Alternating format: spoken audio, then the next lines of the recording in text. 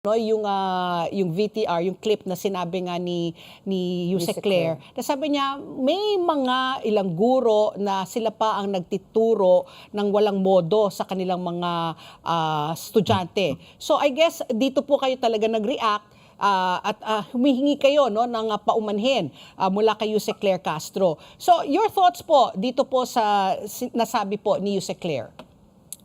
Well, una-una, ilagay natin sa proper context po, no? Ang pinag-uusapan po natin dito yung school violence, no? So extreme, no? Horrible, no pa, and umaabot na po ito, no, doon sa mass shooting. Correct. Na hindi natin po no nakita in our history maliban ngayon pong Oo. 2026, and we had 2 cases, ma'am, no? Correct. At that. Diba? So napakaseryoso ng issue po na ito, no?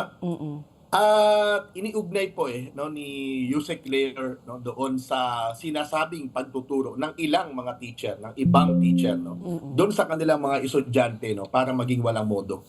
At sa tingin namin napaka-irresponsible no nung statement po na yan, ha? Yan po ay pag-iwas no doon sa totoong issue at sa pananagutan no doon sa totoong issue. Hindi ko po sinasabing walang pananagutan ng mga teacher dito. Kasama po yung mga teacher sa merong pananagutan sa issue na ito dahil mga bata ang pinag-uusapan ano.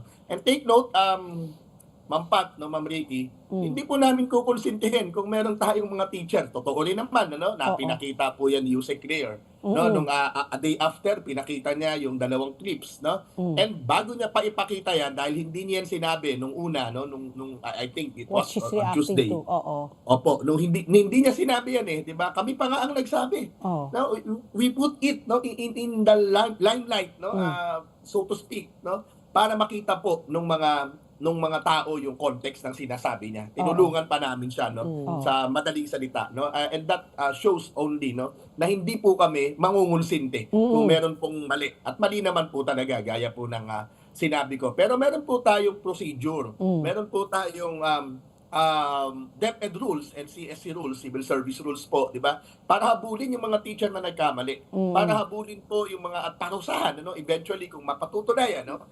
We call it due process, of course, di ba?